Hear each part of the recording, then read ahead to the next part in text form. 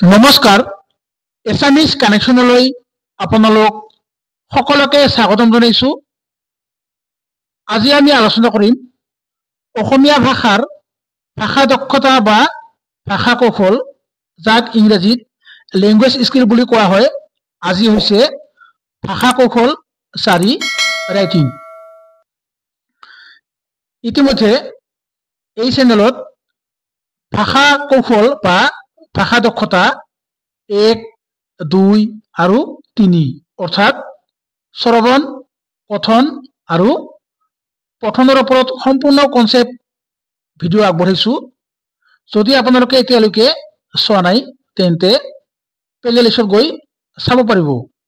গতিকে এতিয়া আহিছো লিখন কৌশল অথবা লিখন দক্ষতা মানে কি? What is reading skill? লিখন হৈছে ভাষা শিকন মানে শিকা অথবা ভাষা শিক্ষণ অৰ্থাৎ ভাষা শিক্ষা। এই ভাষা শিক্ষণৰ চতুৰ্থ তথা শেষ দক্ষতা অথবা কৌশল। ই হৈছে এনে এক কৌশল অথবা দক্ষতা যাৰ জৰিয়তে ছাত্ৰ ছাত্ৰীসকলে শ্ৰৱণ, কথন আৰু পঠন কৌশল বা দক্ষতাৰ জৰিয়তে অৰ্থাৎ কাণেৰে শুনি, মুখেৰে কৈ আৰু পঢ়ি অৰ্থাৎ পঠন কৰি আহৰণ কৰা জ্ঞান আৰু অভিজ্ঞতাসমূহক প্ৰকাশ কৰিব পাৰে। মানে লিখন হৈছে এনে এক কৌশল বা দক্ষতা যাৰ জৰিয়তে আমি যি আমাৰ প্ৰথম, দ্বিতীয় আৰু তৃতীয় কৌশল মানে ভাষা কৌশল, সেই তিনিটা কৌশলৰ জৰিয়তে যিখিনি আমি জ্ঞান অভিজ্ঞতা লাভ কৰোঁ সেইখিনি আমি যেতিয়া লিখনৰ জৰিয়তে আমি কি কৰোঁ প্ৰকাশ কৰোঁ তেন্তে তাক ভাষা শিক্ষণ বা ভাষা শিকাৰ ক্ষেত্ৰত লিখন কৌশল বুলি কোৱা হয়, মানে ৰিডিং স্কিল। লিখনৰ বাবে ছাত্ৰ ছাত্ৰীসকলৰ ভাষাৰ শুদ্ধ উচ্চাৰণ, বৰ্ণমালাৰ জ্ঞান যেনে স্বৰবৰ্ণ, ব্যঞ্জনবৰ্ণ, যুক্তাক্ষৰৰ জ্ঞান, জ্যোতিচিহ্নৰ জ্ঞান আৰু ব্যাকৰণৰ জ্ঞানৰ লগতে হাতৰ আখৰ, আমাৰ যি হাতৰ আখৰ, এই হাতৰ আখৰ লিখাৰ উপযুক্ত অনুশীলনৰ প্ৰয়োজন।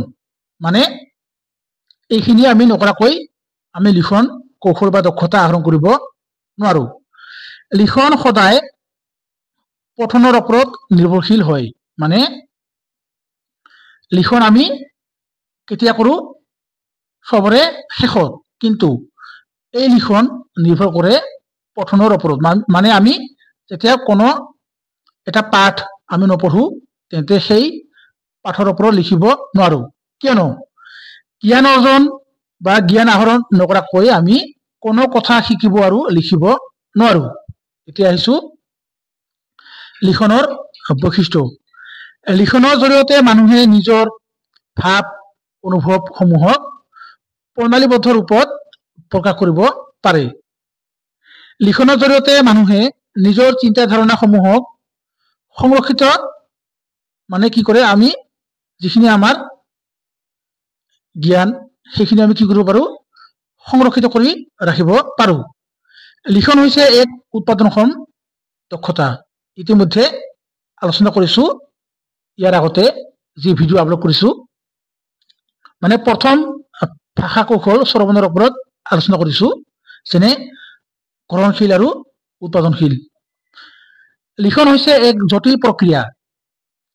ই হৈছে জ্ঞান স্থায়ীকৰণৰ এক উল্লেখযোগ্য মাধ্যম বা আহিলা। ই হৈছে মানে ভাষাৰ লিখন হৈছে সৌন্দৰ্যৰ প্ৰকাশৰ মাধ্যম।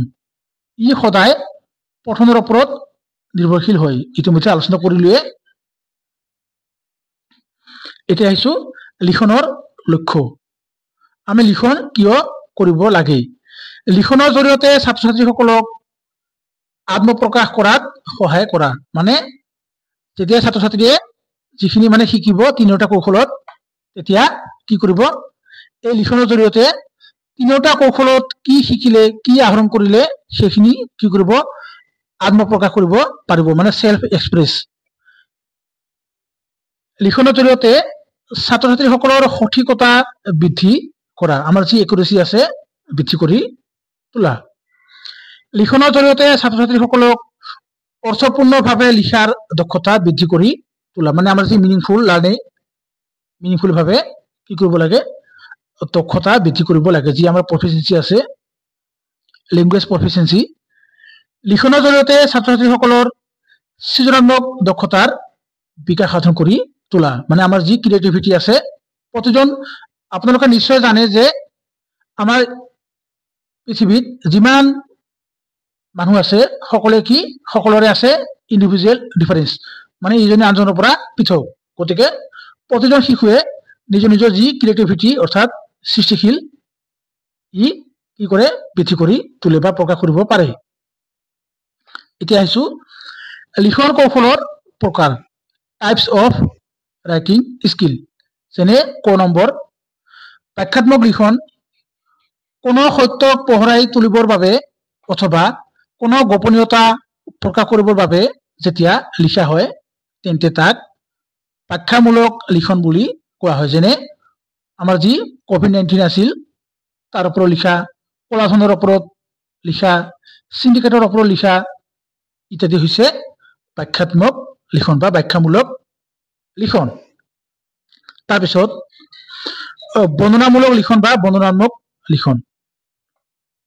যি লিখনিত বা যি লিখনত কোনো ব্যক্তি যেনে হৰি যদু আৰু মানে যিকোনো ব্যক্তি, কোনো ঠাই যেনে গুৱাহাটী, যোৰহাট, শিৱসাগৰ, কোনো ঘটনা যেনে জন্মদিন, বিবাহ উৎসৱ আদিৰ বিষয়ে বৰ্ণনা কৰা হয় তেন্তে তাক বৰ্ণনামূলক বা বৰ্ণনাত্মক লিখন বুলি কোৱা হয়।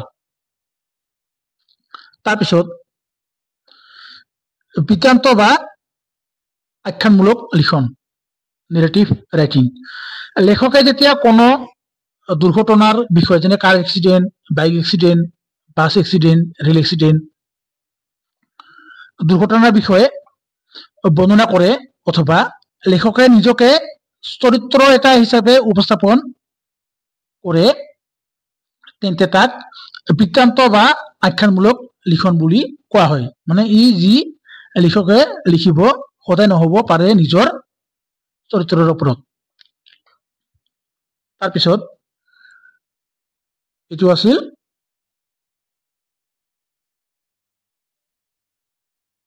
তিনি। তাৰপিছত প্ৰত্যয়াত্মক লিখন, এইটো হৈছে ঘ নম্বৰ বা 4 নম্বৰ। যি লিখনৰ জৰিয়তে কাৰোবাক মান্তি কৰোৱাবলৈ অথবা কাৰোবাৰ চিন্তাধাৰাক সলনি কৰিবলৈ লিখা হয় তেন্তে তাক প্ৰত্যয়াত্মক লিখন বুলি কোৱা হয়। মানে এনেকুৱা লিখন যাৰ জৰিয়তে কাৰোবাৰ চিন্তাধাৰাক কি কৰিব লাগে, সলনি কৰিব পৰা যায়। যেনে আমি যেতিয়া বানপানী আহে নিজৰ গাঁৱত, যদি ৰাস্তা ঘাট বেয়া হয় তেতিয়া আমি কি কৰো, আমি উপায়ুক্ত মহোদয়লৈ কি কৰো, এখন চিঠি লিখো, লেটাৰ লিখো, আবেদন লিখো। এতিয়া আহিছো লিখন প্ৰক্ৰিয়াৰ স্তৰসমূহ, ষ্টেজেছ অফ ৰাইটিং প্ৰচেছ। যেনে ক নম্বৰ, নিয়ন্ত্ৰণাধীন লিখন, কন্ট্ৰল ৰাইটিং। শিক্ষকে যেতিয়া ছাত্ৰ ছাত্ৰীসকলক নিয়ন্ত্ৰিত পৰিৱেশত স্পষ্ট নিৰ্দেশনা আৰু নীতি নিয়মৰ মাজেৰে লিখিব দিয়ে, লগতে সেই লিখনত বা লিখনিত মাত্ৰ এটাই উত্তৰ পোৱা যায় তেন্তে তাক নিয়ন্ত্ৰণাধীন লিখন বুলি কোৱা হয়। যেনে অসমৰ ৰাজধানী আৰু দেশ মানে খালী ঠাই কি হ'ব, ইয়াত অসমৰ ৰাজধানী Dispur. The book is on desk table, ইয়াত কি হ'ব, দা, মানে দাৰ বাহিৰে আৰু বেলেগ উত্তৰ হ'বই নোৱাৰে। যেনে গাখীৰ কি, বগা। ই হৈছে কি, নিয়ন্ত্ৰণৰ মাজেৰে লিখন।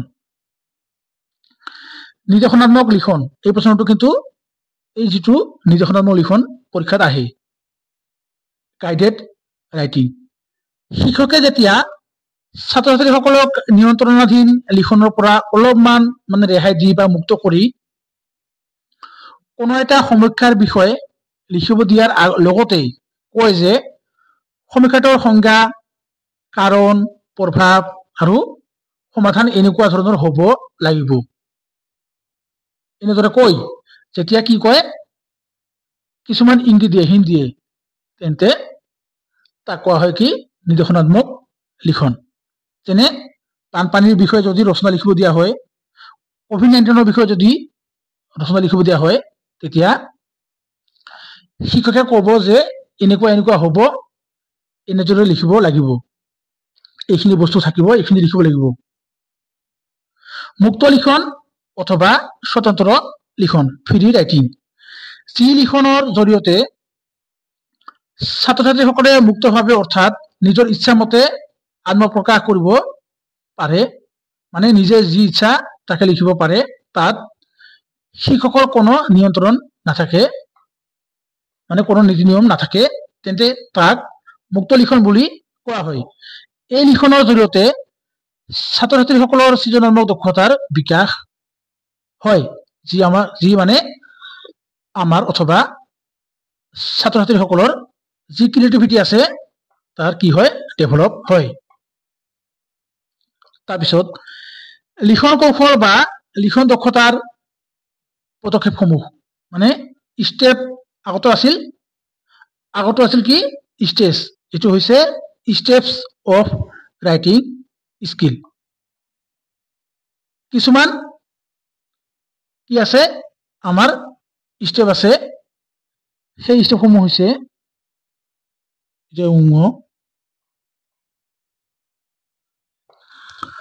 মস্তিষ্ক মন্থন, ব্ৰেইন ষ্ট্ৰমিং, পইণ্টসমূহ লিখি উলিওৱা, জটিং ডাউন পইণ্টছ, ৰূপৰেখা প্ৰস্তুতকৰণ, মেকিং এন আউটলাইন, খচৰা লিখন, ৰাইটিং দ্য ড্ৰাফ্ট, সম্পাদনা, এডিটিং, চূড়ান্তকৰণ, ফাইনেলাইজিং।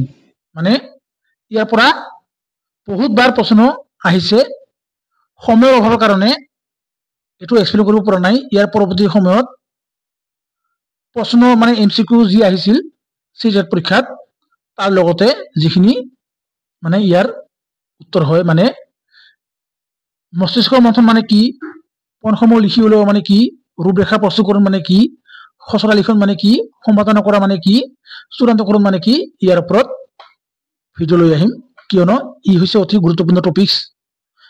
বিশেষকৈ CJET পৰীক্ষাত পেপাৰ 1 আৰু পেপাৰ 2 মানে LP আৰু UPত বাৰে বাৰে প্ৰশ্ন অহা দেখা যায়। তাৰপিছত ভাল হাতৰ আখৰৰ বৈশিষ্ট্য বা গুণসমূহ। হাতৰ আখৰ সদায় স্পষ্ট হ'ব লাগে। নিৰ্ভুলতা হৈছে ভাল হাতৰ আখৰৰ এক উল্লেখযোগ্য বৈশিষ্ট্য। খৰকৈ লিখা ক্ষমতা, মানে যি সক্ষমতা হৈছে ভাল হাতৰ আখৰ লিখাৰ অন্যতম বৈশিষ্ট্য। ভাল হাতৰ আখৰৰ ঠাঁচ বা নিৰ্দিষ্ট আৰু সুন্দৰ কলা থাকে। যথাস্থানত অনুচ্ছেদ আৰু আৱশ্যক মতে জ্যোতিষ চিহ্ন ব্যৱহাৰ কৰাটো ভাল হাতৰ আখৰৰ অপৰিহাৰ্য দিশ। হাতৰ আখৰবিলাক সমানুপাতিক আৰু পৰস্পৰৰ মাজত সম্পৰ্কযুক্ত হ'ব লাগে। মানে ডাক্তৰৰ হাতৰ আখৰ বহুতে বুজিব নোৱাৰি, এনেকুৱা হাতৰ আখৰ হ'ব নালাগে। এতিয়া আহিছো ছাত্ৰ ছাত্ৰীৰ লিখন দক্ষতা উন্নত কৰাৰ কৌশল বা উপায়সমূহ। কি কি উপায়েৰে আমি ছাত্ৰ ছাত্ৰীৰ হাতৰ আখৰ আমি ভাল কৰিব পাৰো বা লিখন দক্ষতা উন্নত কৰিব পাৰো। যেনে লিখন দক্ষতা বিকাশৰ বাবে ছাত্ৰ ছাত্ৰীয়ে যাতে উপযুক্ত সা সুবিধা লাভ কৰে তাৰ প্ৰতি শিক্ষকে সদায় গুৰুত্ব প্ৰদান কৰিব লাগে। মানে যিখিনি সা সুবিধা আছে, সা সুবিধা নাপালে কেতিয়াও হাতৰ আখৰ ভাল নহয় বা লিখন দক্ষতা উন্নতি কৰিব পৰা নাযায়। শিক্ষকে ছাত্ৰ ছাত্ৰীসকলক লিখাৰ বাবে অনুপ্ৰাণিত কৰিব লাগে, মানে উৎসাহ প্ৰদান কৰিব লাগে। শিক্ষকে ছাত্ৰ ছাত্ৰীৰ লিখন পৰ্যবেক্ষণ আৰু মানে যিখিনি আমাৰ ছাত্ৰ ছাত্ৰী আছে তাৰ যিখিনি লিখে সেই লিখাখিনি নিৰীক্ষণ কৰিব লাগিব, কৰি সিহঁতৰ ক'ত মানে এডভান্টেজ আছে, ক'ত ডিসএডভান্টেজ আছে, মানে সফলতা বা দুৰ্বলতা বা সবলতা বা দুৰ্বলতা আছে সেই দিশসমূহ চিনাক্ত কৰিব লাগে সবলতা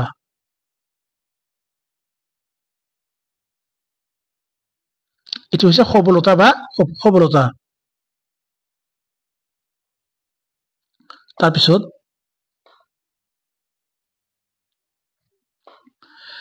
ছাত্ৰ-ছাত্ৰীয়ে লিখনৰ জৰিয়তে স্পষ্ট ৰূপত ভাৱ প্ৰকাশ কৰিব পাৰিছে নে নাই তাৰ প্ৰতি শিক্ষকে সদায় গুৰুত্ব প্ৰদান কৰিব লাগে মানে যদি ছাত্ৰ-ছাত্ৰীয়ে যিখিনি নিজৰ মনৰ ভাৱ তাক প্ৰকাশ কৰিব পৰা নাই মানে তেন্তে ছাত্ৰ-ছাত্ৰীৰ লিখন দক্ষতাৰ বিকাশ হোৱা নাই লিখন দক্ষতাৰ বিকাশৰ বাবে ভাষাৰ প্ৰকাশভংগী বাক্যৰ গঠন আৰু শব্দৰ উপযুক্ত প্ৰয়োগ যাতে ছাত্ৰ-ছাত্ৰীসকলে কৰিব পাৰে তাৰ প্ৰতি শিক্ষকে সদায় গুৰুত্ব প্ৰদান কৰিব লাগে লিখন দক্ষতা বিকাশৰ বাবে যতি বিৰাম ভাৱবোধক চিহ্ন প্ৰশ্নবোধক চিহ্ন পেৰাগ্ৰাফ আদিৰ সঠিক ব্যৱহাৰ এই ব্যৱহাৰৰ বিষয়ে শিক্ষকে ছাত্ৰ-ছাত্ৰীসকলক শিকাব লাগে ছাত্ৰ-ছাত্ৰীয়ে যাতে লিখনত একেখিনি কথাকে পুনৰাবৃত্তি নকৰে মানে একেখিনি কথা বাৰে বাৰে ঘূৰি পকাই লিখি কিছুমান আছে এনেকুৱা ষ্টুডেন্ট মানে বনাই বনাই লিখি পৰীক্ষাত আপোনালোকে গম পায় নহয় কিছুমান ল'ৰা ছোৱালীয়ে কয় মই বনাই লিখিছো এই এনেকুৱা মানে একেখিনি কথাকে পুনৰাবৃত্তি নকৰি মানে কি যিখিনি মানে লিখিব লাগে সেইখিনিহে লিখিব লাগে লিখনি যাতে বাক্যসমূহ প্ৰয়োজনতকৈ বেছি দীঘলীয়া নহয় তাৰ প্ৰতি শিক্ষকে লক্ষ্য ৰাখিব লাগে মানে যিখিনি প্ৰয়োজনীয় সেইখিনিহে লিখিব লাগে বাক্যখিনি দীঘলীয়া হ'ব নালাগে দীঘলীয়া বাক্য লিখতে দাঢ়ি কমা যেতিয়া মানে আমি বহুত দীঘল বাক্য লিখাৰ পিছত দাঢ়ি দিয়া হয় তেতিয়া যিয়ে পঢ়িব তেওঁ ভাবিব যে ইমান দীঘল বাক্য লিখনি যাতে বানান ভুল নহয় আৰু হাতৰ আখৰ সুন্দৰ আৰু তাৰ প্ৰতি শিক্ষকে গুৰুত্ব প্ৰদান কৰিব লাগে মানে লিখনি যাতে বানান ভুল নহয় আৰু হাতৰ আখৰ সুন্দৰ হয়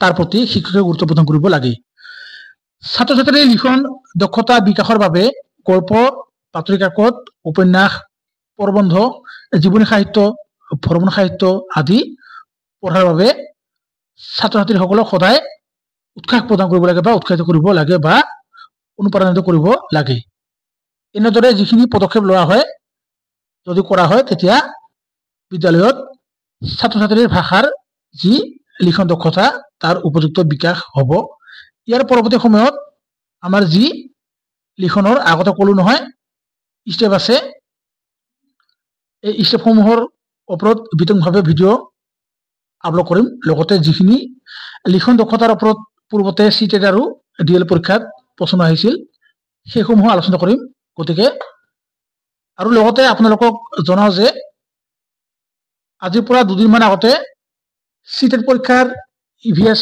যি এনচিইআৰটি ইভিএছ সেই ইভিএছ 3খন কিতাপ লগতে আৰু এখন কিতাপ 4খন নতুন কিতাপখন তৃতীয় শ্ৰেণীৰ আলোচনা কৰিম বুলি কৈছিলো যদিও কিয়নো ইতিমধ্যে চিটেট পৰীক্ষাৰ নটিফিকেশন অহা নাই নটিফিকেশন অহাৰ লগে লগে ইভিএছ সম্পূৰ্ণ কনসেপ্ট অসমীয়া আৰু ইংৰাজী ভাষাত মানে অসমীয়া আৰু ইংৰাজী দুয়োটা ভাষাতে কি কৰিম আলোচনা কৰিম লগতে হ্যান্ড রিটেন নোটসমূহ আগবঢ়াই যাম গতিকে আপোনালোক সকলোকে বহুত বহুত ধন্যবাদ জয় অসম